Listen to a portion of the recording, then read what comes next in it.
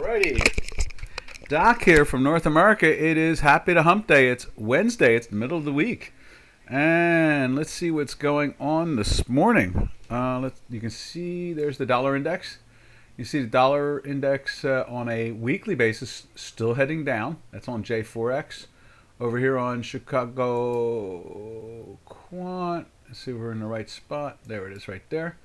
Let's see S&P 500. Let's get it up onto there.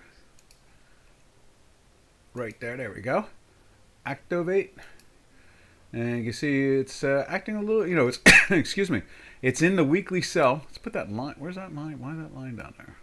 There's the line right there. So it's in the weekly sell still, just like, in Forex, it's seeing all that pressure on the week to week. But when it comes to the daily, I think we're probably a second day into the green. Yep, there it is. Second day into the green. And you see the same thing going on here. We're in a second day into the buy.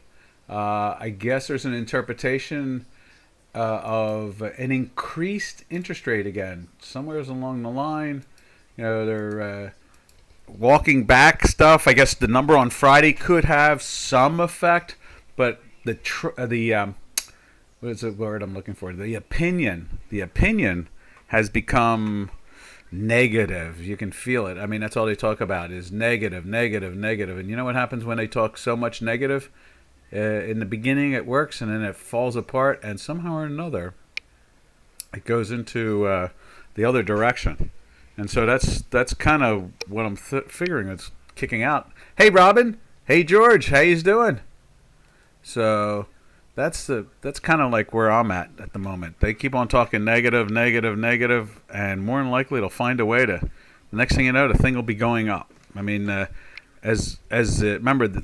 Never before have we seen a media in America so lopsided to the point where there's not much of a different opinion. And so that's pretty much what it really comes down to, is that lopsided media.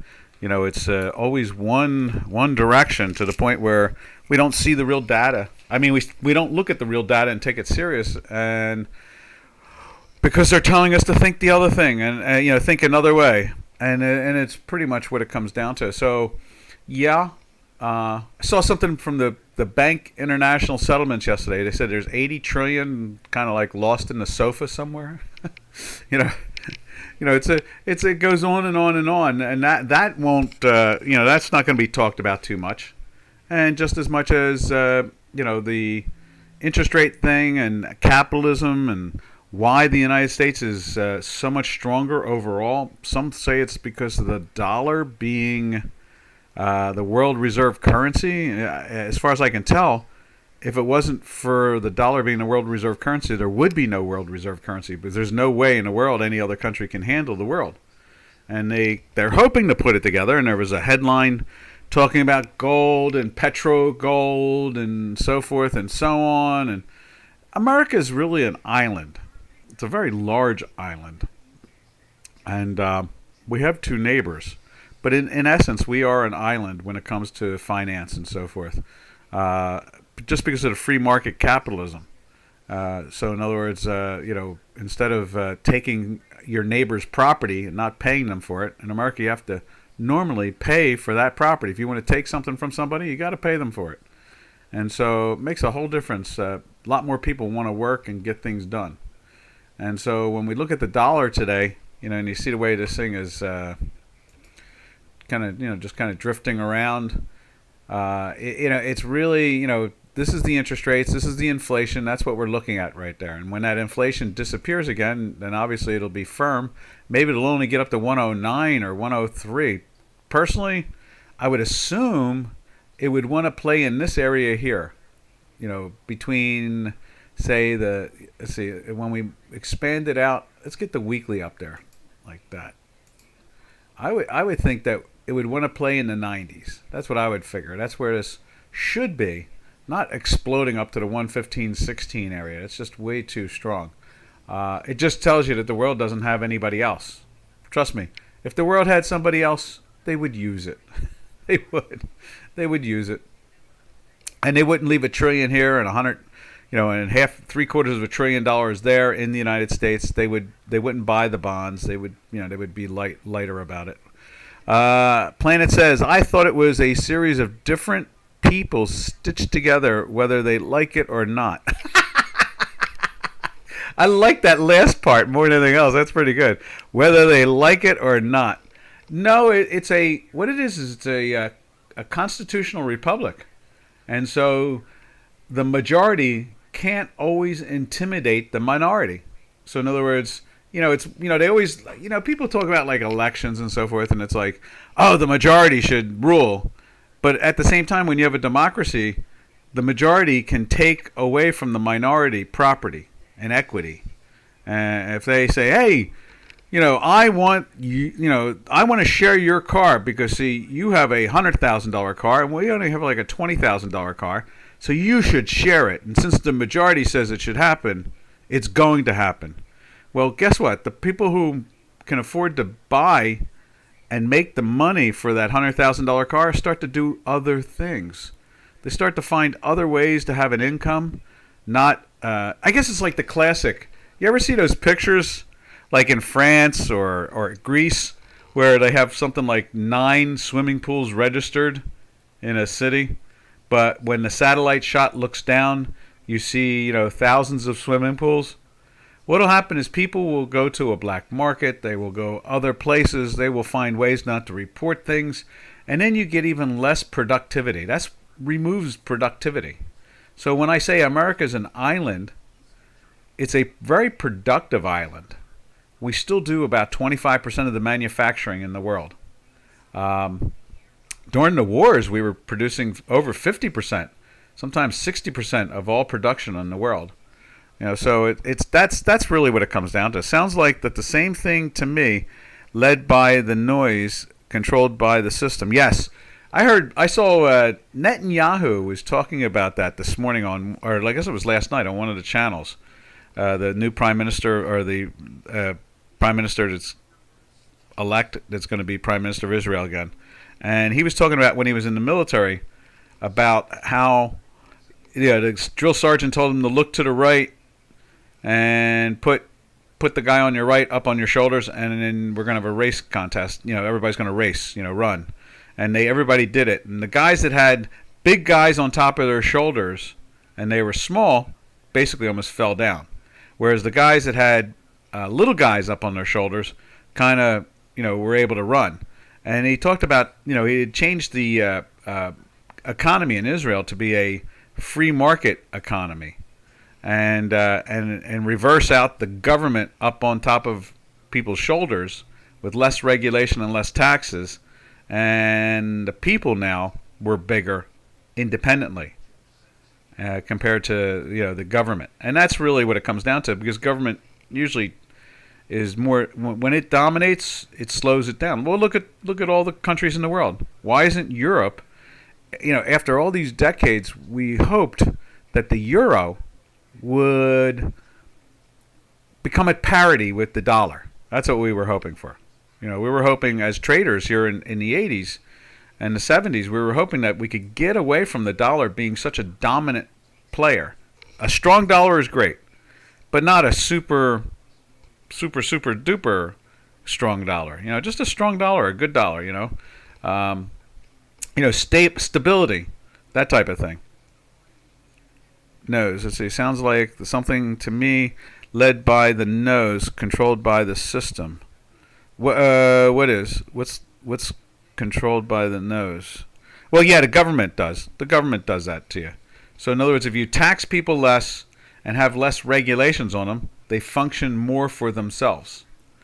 Tax them more and put more regulations, they will go find a way to go underground. And that's usually the way it goes, and that's why the dollar is strong, because we have a very free market economy, even with the socialists in government here at the moment. Like a bull with a ring in it. In what way? I'm not getting it all together still. Who's the bull, and who is pulling on the ring? That's what I don't understand. I'll take a sip of my tea, and we can go deeper into that train of thought. But in the end result is that the euro there's too many regulations, and there's too much regulation on the economy in Europe. So the United States of Europe, with the European Union, is basically ring like a bull with a ring in the nose, ring in the nose. Yeah, but I mean, who is the bull, and who is pulling on the ring? The herd leader. The bull is the herd leader. We don't want a leader. We think government's bad over here. So that's why we don't want that. Europe has leaders, and look where they're at. Not growing, and their currency is just, it's the second best currency in the world. The second largest economy in the world. But leaders. Laws should be the leaders, not the people. The laws should be the leaders, like the Constitution and so forth. That's how we live. That's why that's why America is strong. That's why people buy the dollar.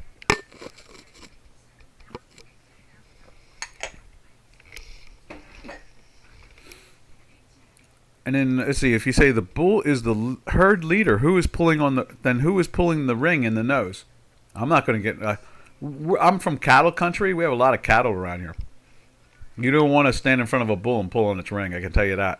You'll get run over. All right. From there, let's go take a look at that euro. Right there. And that's still in the weekly too. And look at that action. Now, no doubt, back in, what was that, 2000, I guess it's like, let's make this bigger. Back in 2005-06, it drifted down into the 110 area, then back up to the 160 area, and now it's it's broken that century mark that everybody was looking for. The bull is the leader. Bring back veganism, green life matters to me. Why is green life less valuable than animal life on Earth? I always say that. I grow lots of vegetables. I grow a lot of organic vegetables around here. And I think of my plants just as valuable as any animal. So in other words, when I'm taking the fruit off it, it knows it. It may not be too happy about it. They just don't communicate as well as an animal does. So green lives matter. Okay. So there's the euro. You can see that's the weekly. And basically since, 2007, it's been just working its way down. Just constantly working its way down. I would imagine we may be, I don't know if we are now. Now that we look at this chart on Forex and look at that trend, is this just another dead cat bounce? Maybe it is. This might be another dead cat bounce. And if if European Union cannot put their economic house in order, like be able to control their energy needs, stop taxation at the highest levels, so forth and so on, reduce industry through taxation and regulation, if they can't stop that, then this currency is obviously going to keep on finding ways to go down more than it goes up. What do you think, Green Planet? I just realized your name, Green Planet. Yes, green lives matter, don't they? I think they do. Or are you a predator? You just consume green lives.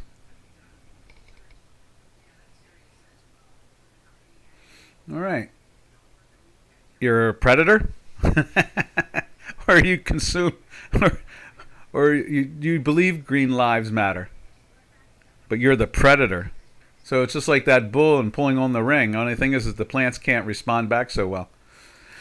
All right, that's the way it goes sometimes. Sometimes you get the bear, and sometimes the bear gets you. Green is key. Yes, it is. Without it, we don't have oxygen. No oxygen. But it's like a whole different species. When I look at the trees and the plants, since I farm a lot of vegetables, I think of that all the time.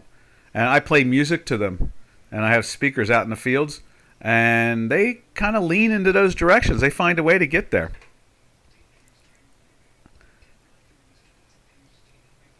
What are we talking about, Giannis? Oh, we're looking at the dollar versus the euro, the two largest economies in the world, and why the euro, like you see here on this chart on J4X, has been doing its best to work its way down and go into the minus.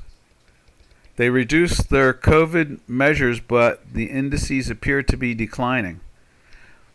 Well, I think regulation, government regulation, and so forth. That's what's, they're already, uh, you know, they're going to try to stop some of this COVID stuff here in the States now.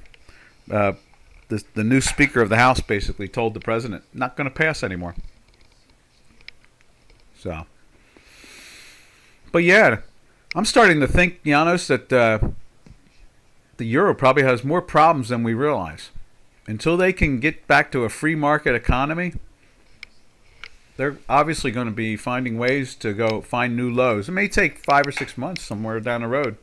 It wouldn't surprise me if we're sitting here looking and I'll be reminding people about what I was yakking about here on this day, back on December 7th, a day that would live in infamy. President Roosevelt said that. Today is Pearl Harbor Day. So it's about 8 hours away, 9 hours away, the attack. Oh, what's that? More veggies. They reduced the COVID measure, but the indices appear to be... That's because China's not really that major economy. Europe is the major economy. China is just at parity with... listen to this one, Janos. Would you believe that the GDP... You're an economics guy. Netanyahu last night said that Israel's personal GDP now, I guess per person, is higher than England or France. Yeah, I would imagine it's going to shrink until we get more free marketeers, where people will be able to work and create. World economy will have its problems. The socialism doesn't work; it always shrinks things. Look at this. Look at the old Soviet / Russian Federation. They can't. There's a superpower. Can you imagine if someone, our neighbor, bombed one of our airfields? First of all, I don't think they could. But if they did, the Ukrainians have knocked out 3 airfields now in Russia. It's like, where's that superpower they're supposed to be? They're not a superpower. They're just intimidators. That's all they are.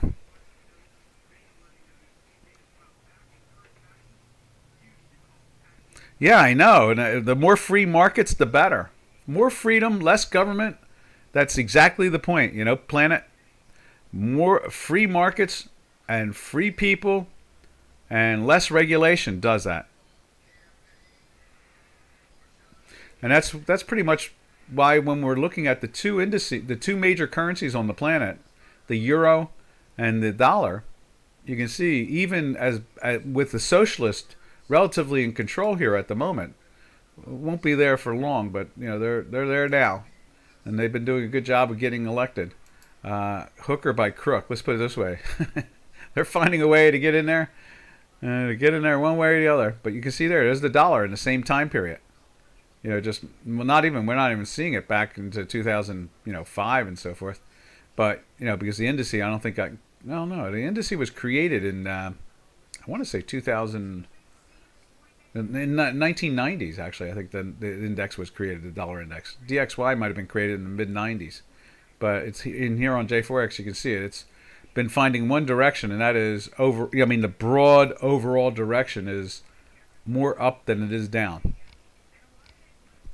Danger signs for Russia with a madman calling the shots. I guess. I don't know. I would imagine Putin will find a way to get out of there sooner or later. He's got enough money. Last we saw, he was worth over half a trillion dollars personally. So I'm sure sooner or later he's going to pack up his bags and get out of Dodge. He'll go like Idi Amin and a few of the others. All these leaders. They'll go to a country where they can't be extradited, and you won't hear about them anymore. You'll think they're dead, but they're not dead. They'll just be living their lives. I imagine that's what Putin will do in the end. So there is the two major indices, the dollar and the euro. And then what Yana said is like, China says that they're cutting back the COVID policy. Why isn't things going up? It's because China is a paper tiger. I keep on telling everybody that here. They're like a colony of ours. If we don't buy things from them, they go bankrupt. That's what it really comes down to. It's pretty clear. It's as clear as the nose on our face.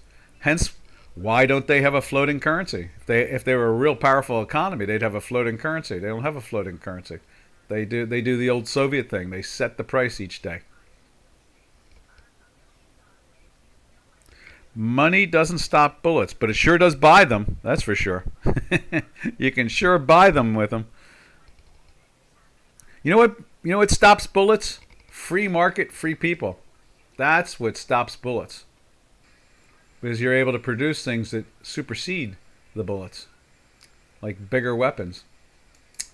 Let's go over to the British pound. Let's see what the British pound's up to this morning. Let's see where we're at. Right, where is it? British pound. Right there. There's the pound. And you can see the pound is trying to bounce, but it's got that same rhythm. Look at that. It's got that same gig going on. It's been finding ways to find itself lower and lower and lower. They need more free markets and free people, less government. There's the daily. Let's see what Chicago Quant shows.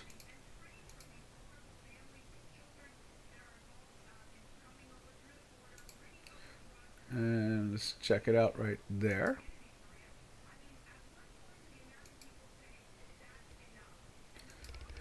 And there it is there. It went into the sell yesterday. You see it's kind of bouncing around, trying to lift up a little bit today. That's a good thing. And obviously same thing going on there. You got, the little red on the daily, same pressure. The action is, the cable against the dollar basically is got a nice little drift on the upside there right now. That's pretty cool. And I'm just assuming that's it. It all started with the inflation. Matter of fact, we can even talk about the Chinese again. There's a good reason to say something about it, and that is for the Chinese, the yuan didn't move. Was gaining against the dollar with all that inflation for something like 5-6 months, and then one day, it's like someone reminded somebody at the People's Bank of Japan, I guess it's the People's Bank of China, to adjust the yuan to the inflation, and then all of a sudden it joined in with the rest of the currency pairs around the planet that had been moving in that direction for 6 months, and then in one day, all of a sudden, it just turned around and started losing value. It took a while for it to, figure that out. So that's what happens when you don't have a floating currency. It's a bureaucrat deciding what price it should be.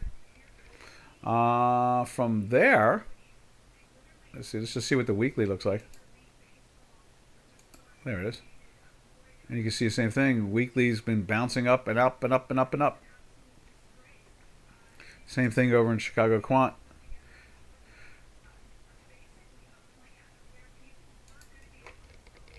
All right, now we go over to the Swiss, right there. What was it? Planet says, bring back point and figure charts. Keep it simple. Oh, over here on the right.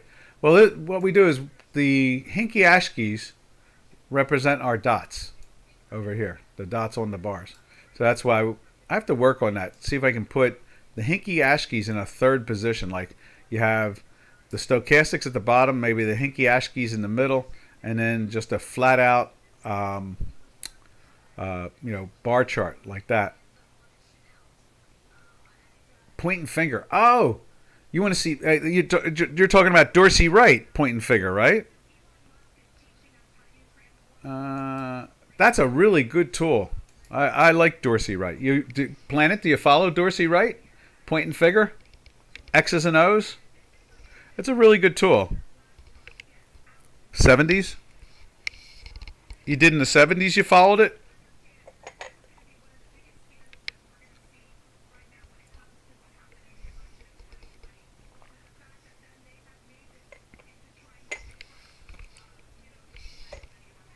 The 1970s, Dorsey Wright, yeah. Yeah, it's a good tool. I remember there was guys in the trading pit back then. They would have those charts in their hands, and they would be trying to actually get, like get the low what do you call it, the low tick to be able to take it up. Money has value now.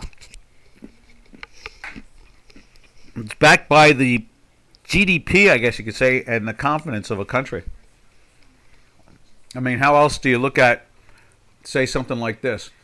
How else do you look at the Swiss? Let's look at the Swiss in a broad view, okay? There's the Swiss, right? Now, there's the Swiss. You can see the Swiss is gone, it's only gained against the dollar. Because remember, when this is going down, it's gaining against the dollar. Okay, so, it fell down. And then now let's look at Turkish lira in the same fashion.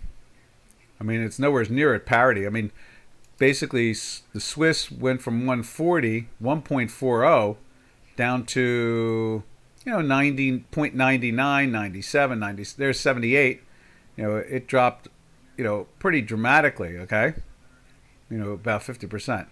Then we go and look at a country that's been taken over by a government, a prime minister and then now president, that basically has like the total opposite effect. So when this thing's trading at 101 or 120 or 130, now it's trading at 19.30. Okay? So, we're the Swiss franc with a government that has more free markets and free people. It's relative, of course. This is all relative.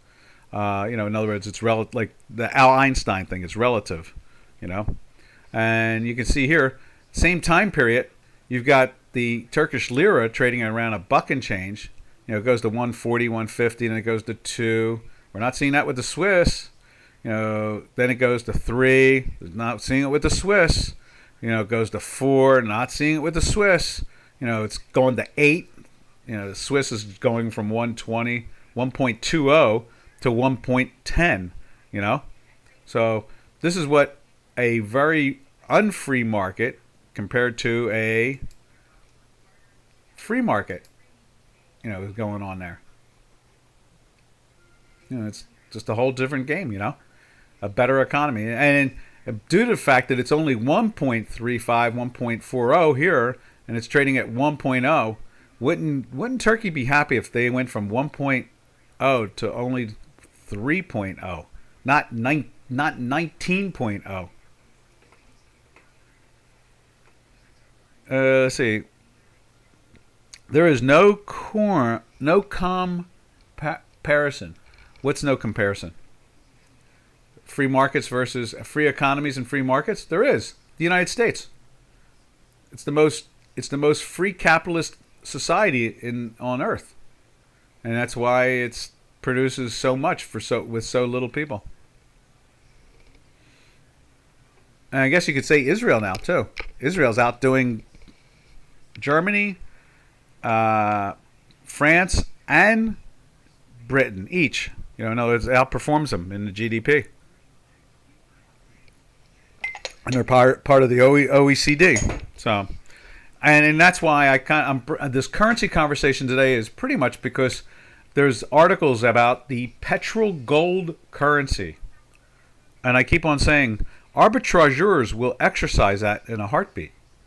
So I don't know how that's going to function. In other words, the Russian Federation will be manufacturing and shipping it out their country and selling it instantly. But if they don't have a strong currency at the same time, as much as they think they have a currency, then, I don't know. It's going to be really interesting to see how arbitrageurs treat that.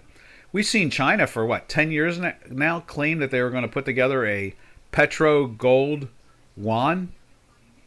For 10 years, and they would say, 2 years from now we'll have it. Then 2 years comes by, no one even thinks about it. And then a couple years later, they say it again. Arbitrageurs will take that, and they will take advantage of it financially. They will exercise the oil. They will exercise the gold.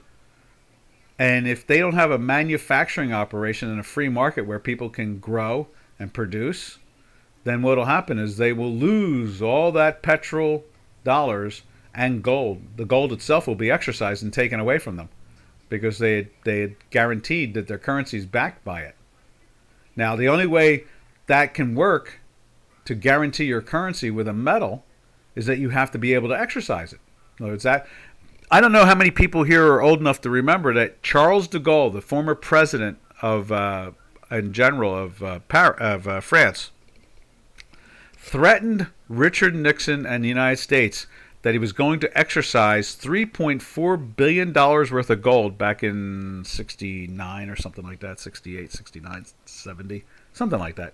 He said, I'm going to send a battleship to New York City to pick up my gold. And there's another product. They could back it. Was it oil, gold, and diamonds? Then you know what that'll probably do? That'll probably start driving down the price of diamonds. But so de Gaulle was threatening to exercise gold from the United States in exchange for his dollars that he had. So Nixon took before he did it, they found out that he was going to do it. He didn't announce it. He made that statement about sending a battleship to New York to somebody. He didn't make it an official government thing. So what happened was Nixon takes dollar off the gold standard. So now you can't exercise dollars into gold. And now the dollar still flourished because it was a strong economy, but it wasn't that strong. And then as time went on and more countries in Europe found a way to regulate themselves through, socialism and so forth, like Germany and all, France and so forth, then their currencies became less valuable because they weren't growing, or they were growing much slower. So basically, the only reason currencies kind of are really strong is because of economics of the individual country itself. Now, you'll see fluctuations because of inflation and so forth that I mentioned, and interest rates. But overall, if you don't have productivity, you don't have growth. And no productivity, no freedom. If you don't have freedom, you don't have productivity. And if you don't have less government regulations, then you don't get productivity. And that's really all it does. So, when you look at these currencies and you see the way the pairs are trading, they're relatively stable. That has been the objective of QE. And then we go back to, there's the dollar Turkish lira. It's like some type of rocket, like an Elon Musk rocket leaving Earth. That's what it looks like. And then, so then we go over to the euro Turkish lira. Let's see what that's doing. Which is the better trade, of course. It really is. That's because of the location more than anything else. There it is right there. With Europe being on the border. But it also, let me just leave the big screen up for a second. It also looks like an Elon Musk rocket taking off, leaving Earth. And you can see there, it's been in the buy for a while there. Let's put it up over on here. And there it is right there. See the same thing. We've been in a buy since back in here. Weekly buy. This is the weekly trend. These are the daily trends. And so you can see, when it goes into let me make that fatter.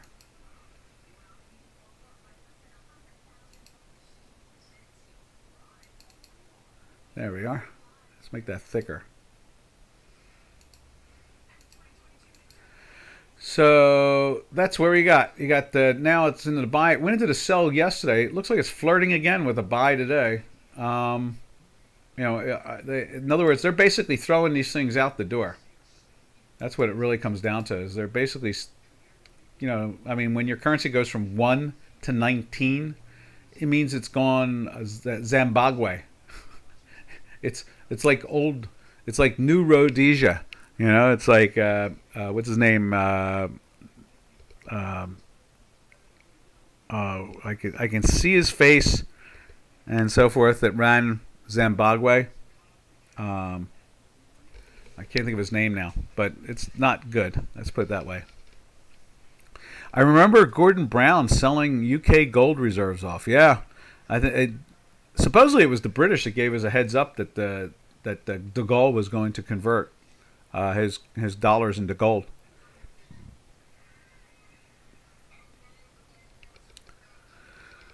No, not Idi Amin. Idi Amin has moved to Egypt from not Kenya. Was it I can't think of his country. It's right next to Kenya in that area. But no, Robert Mugabe. Robert Mugabe ran. It's at Uganda. So Idi Amin was in Uganda, and Robert Mugabe ran Zimbabwe. So, and its currency is definitely, and I understand that they call their Uganda, no, not Uganda, was it what do you call it? Zimbabwe calls their currency the dollar, and I understand they have $1 million notes. Like you can buy a loaf of bread with $1 million note. they've it's going. Turkey's getting uglier and uglier now. That's a way more productive country. That's that Einstein thing again, relative. Zimbabwe compared to Turkey. Turkey's way more productive than Zimbabwe. All right. From there, we go over to the two currencies that match up usually to oil and gold. And the first one is Canadian, so we'll take a look at the Canadian. Put it up on the screen here. There it is right there. And let's see. And so there we are, Zimbabwe, yes. And so, and then you I'll put the Canadian up here. Right there. And so you can see that strength. It's 3 days in a buy. And I'm sorry, yes, 3 days in a buy, which means it's losing value against the dollar. So it's getting hurt financially. It's not good. And then we go over to oil right there. And you see oil going down. It's losing value also. So they like to march together, the two of them. And you can see the weekly, here, three, it's been telling us for 3 full weeks. Is it 3 full weeks now? 5 full weeks. I'm sorry. 1, 2, 5 full weeks. It's telling us there's pressure on it since the $90 area. And now we are at 74. And we bounce back and forth from that area, making new lows again. And then when you go and look at, where was I headed for in that? The Canadian. Let me go back to the Canadian here. You see that same gig, It's been in a weekly sell, which meant it was gaining against the dollar. And let's go back to oil. See if we make our point better. You can see oil was doing fine. And then all of a sudden it rolled over. And what was interesting is the Canadian kind of did a little shifting of gears, you could see it started to lift, on the daily. But the weekly took a while to get it to move. And it's just finally getting up here. And it's kind of been a real lag. Not sure what that's all about. Maybe it's the time of the year where the demand is a certain way. Do you trade long-term? Do both, long-term, short-term, intraday. Here's our intraday chart. Say the S&P 500 right there. And this is a 286 contract chart. This one is a 786 contract chart. And this one is a 2,369. All in Tesla numbers multiplied. So in other words, here's an intraday. So it went into the buy right here. And it's still climbing. And you can see it was in a buy right here. And then went into a sell right there, matching with that. Let's see if we can do this. Make this bigger. Like that. You can see it went into the sell here. Fell down for a couple bars. And then started to bounce off of that V bottom. Got through the manifold and started giving us a warning right around in here with even a volatility dot, red and green. And you can see how fast it's moving. And that's an intraday. And then what we do is on the webinars, we do the daily and weeklies. And we rarely do monthlies anymore. We don't really talk about monthlies and yearlies. I don't pay attention to yearlies. But I will pay attention to monthlies sometimes, but not overall. And when you're using option derivatives, I had this conversation last night on that too with someone. I'm involved in trading in all kinds of hours and time zones. But when you're dealing, when you marry option derivatives and underlining products. So in other words, British pound and options, or Apple computer and options. It makes it a lot safer to trade. It makes it more profitable to trade. You can put long-term positions on and not worry about them. You can roll those options. You can put the protection on basically for free. There's all kinds of ways of doing things. And options are ever since 1976, and they became listed and they're active trading products. The crash of 2008 of the world economy, the financial economy, the options bared no pain from it.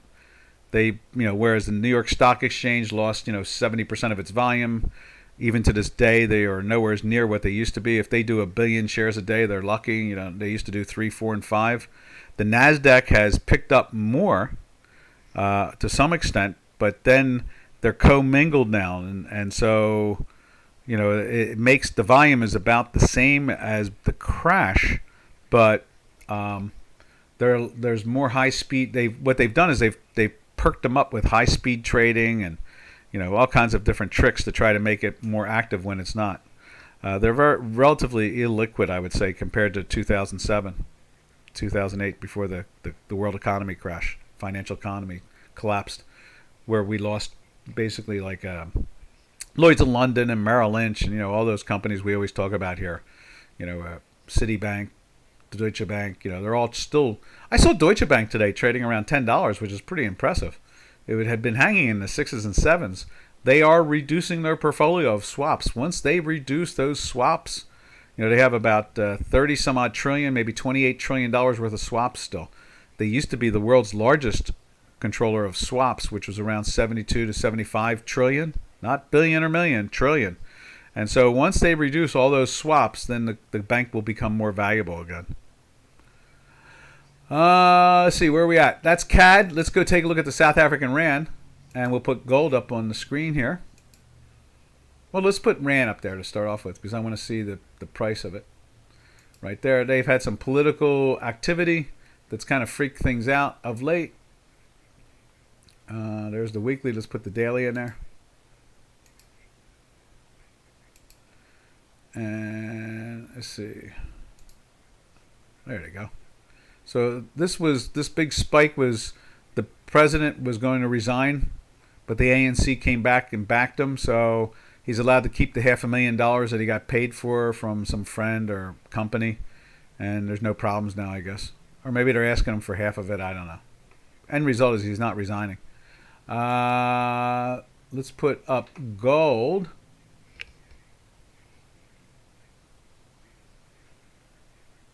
Oh, okay. Wait a minute. Here's the short term. Let's just show you. So we went into the buy there, right there. And so it ran up to there, got into a sell right there. Yeah, that's right there. And what's it do? It goes down in value. See? That's our intraday system. I can trade on all levels. Intraday, daily, monthly, weekly, blah, blah, blah, blah. Let's see. Let's get over to South African Rand. Let's put up gold. Gold. Right there. No, that's natural gas. There it is, gold. You can see gold there. It's been flatlined since that political stuff went on in South Africa. Let's put the, where's the South African Rand? Let's put that up there too.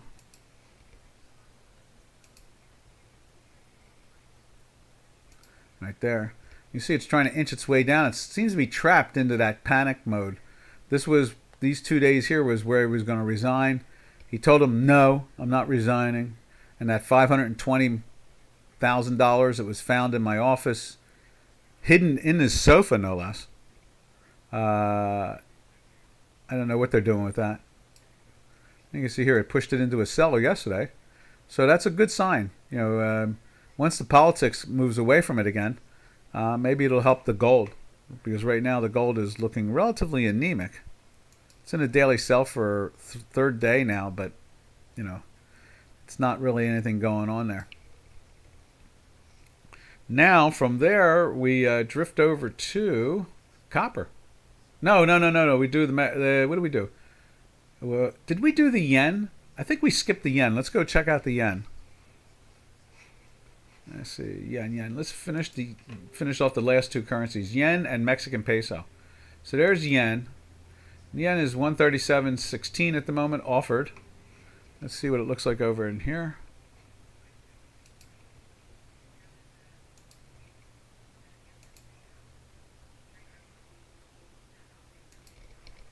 There's yen. It slid into a buy 2 days ago. Or yesterday, not 2 days ago. Yesterday. We got a warning sign the day before that something was coming. That's what the red and green dot does. It tells us that there's some action coming, just like when you had a red and green there. It takes a couple days sometimes to play out, and then boom, it falls down. Being in a daily sell, that's usually a good sign that more than likely it's going to take a hit. And you can line up your options, buy some. You know how those stories about I bought those options for $20 and now they're worth $200. That's how that works. Let's see. Let's get rid of that. Removed. Okay. So from there,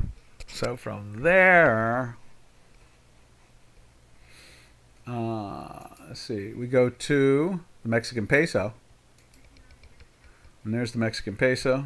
And then, just checking that, you can see the same thing over here on Forex, the two greens matching up. Now, let's put the Mexican peso over here, too. And you can see there's probably a lot of green. Yep, see that? 4 greens. And you can see the same thing here, and it's lifting up, and the green line is above the dashed line. We are been the same way right here. And now the weekly is trying to turn up. And I remember saying I thought this was evidence of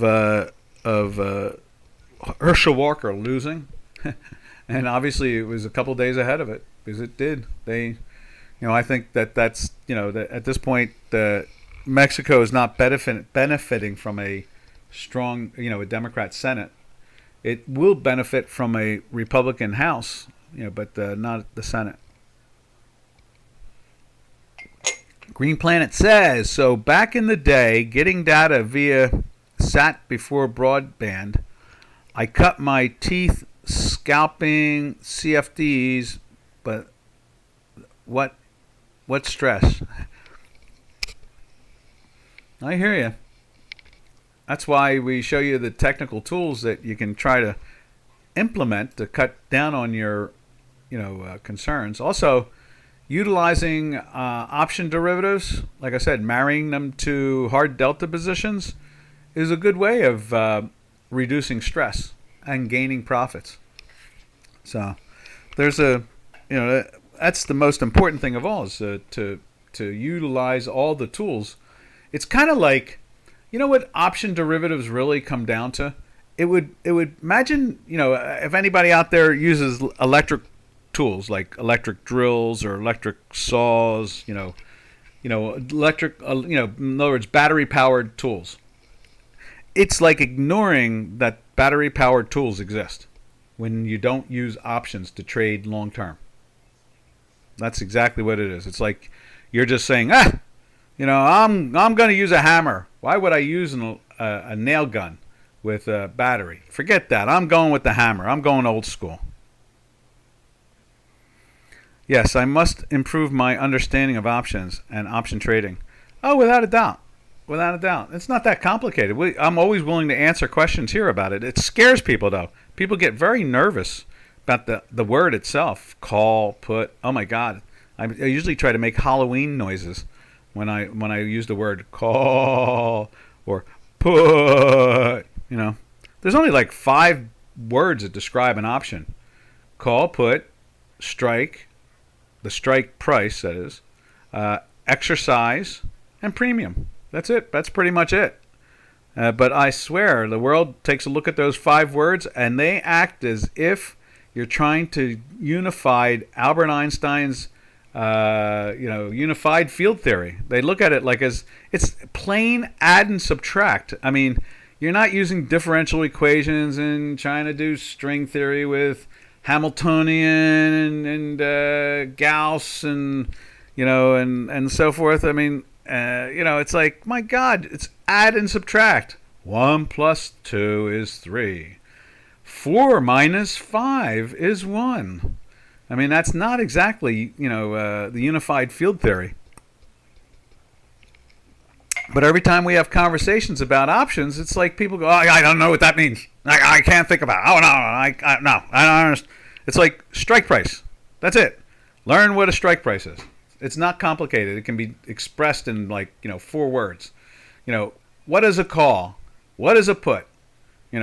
What is premium, option premium? It's like, it's like as if you say those words, it's like as if I've just started speaking Latin and, quantum computing together. People get all shaken up. So you can't take 6 and subtract it from 4 without getting nervous. No, I can't say 2. It could be 3. It might be 1. I'm not sure.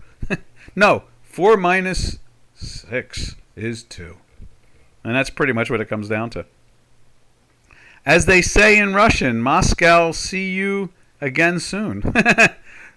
As they say in Jamaica, soon come, man, soon come. All right, I finished my tea.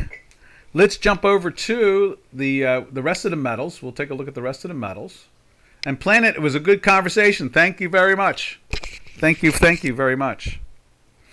Let's go over to... there is silver.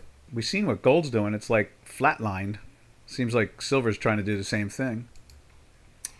And let's do this. Let's get rid of... Unless anybody wants to see a particular currency, if you want to see something, just shout it out. We'll take a look at it. You don't even have to talk to me. Just type out the symbol. And from there, see how it's flatlined right there.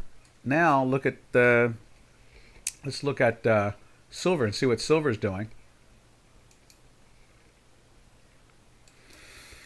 Pretty much the same game. Pretty much flatlined. It's in a sell for a third day. Weekly still holding up, so maybe this is just a simple profit taking or something like that. If interest rates will start to turn on the south side, I would imagine we will see the metals turn back up again. And that's why we've been looking for a bullish move in metals for the last 5 months. I've been saying that we're going to get them in October, November, and here we are in December, and they did it. They did it in mid or late. Guess what was it? They did it in the middle of October. There's that low right there. And if we scrunch it up a little bit more, you see it there. Made that low there and then took off. Over there we go to copper. I see copper weak today. Yeah, flirting. Oh, no. Yes, fleek. You can see it. Oh, no, I don't want to move that. There we are. We see the histogram underneath. The green line is dropped underneath. But the weekly is still holding up. And this is not exactly losing anything at the moment. So, this bounce, all this bounce here was probably, this was after the Communist Party Parliament closed. So I guess they figured that things would change. The CCP, the Chinese Communist Party, has about a 5,000 person Congress every 5 years.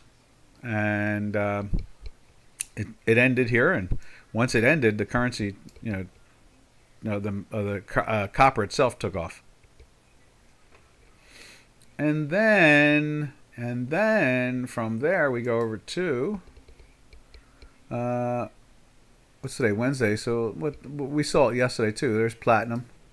Platinum doesn't seem like it's getting too damaged, but you can see the green line has pierced underneath the plus manifold there, and that the plus time manifold right there. I labeled this. I created a name for this. This is called the nonlinear time manifold, and then that's the plus side of it, and this one's the minus. It's a mirror image. It's a standard deviation intermingled with my mathematics, and so that's what you're getting there. From there, we jump over to the energy sector. Let's see what they're doing in energy today. Energy. We saw what crude was doing in the front month, kind of unchanged up a little bit, making lows today. And then let's see what the back month looks like right there. Remember, they have a contango going on. That's at 75.25. The front month now is trading at 74.95. So it's 30-cent difference now today. And then let's put North Sea oil up. There it is. It's probably trading like at 81 and change. 80. Ouch. Ouch. So it's dropped $8 out of this whole situation. And the pressure is on there too at the same time on daily. And they're both in weekly sells, as you can see right there. There. See that? Red. Red wine. You can see green line underneath and it's moving down. Obviously, there is pressure on that sector. Nat gas. Let's see what they're doing with U.S. nat gas.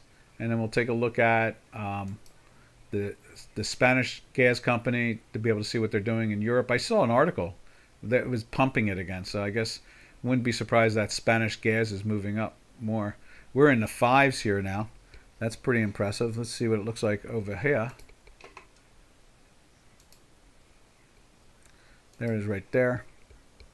You can see there it's bouncing up, also doing the same thing from yesterday's lows. And we've gone from $8 down to $5.50. And then the last one, and then we'll get out of here. And that is right there.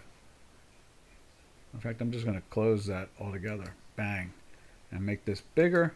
And this will be the closing chart. And there it is. This is the natural gas in Europe through a company in Spain. And there it is there, 26. I thought it was going to be 27. Thank goodness it's not that. But look at the strength in it. I understand nat gas was pushing hard on the upside there. All right, traders, we're out of here. This is Doc from North America. And what we did is we discussed why some currencies are stronger than others, due to free markets and free people. And so I thought that was a very poignant, logical conversation as far as I'm concerned, because you can't fix currencies and expect them to actually do things right. Anyway, this is Doc. We will catch you all tomorrow, and that'll be Thursday. So happy trails to you until we meet again. Happy trails to you, to all our trading friends. Later, traders.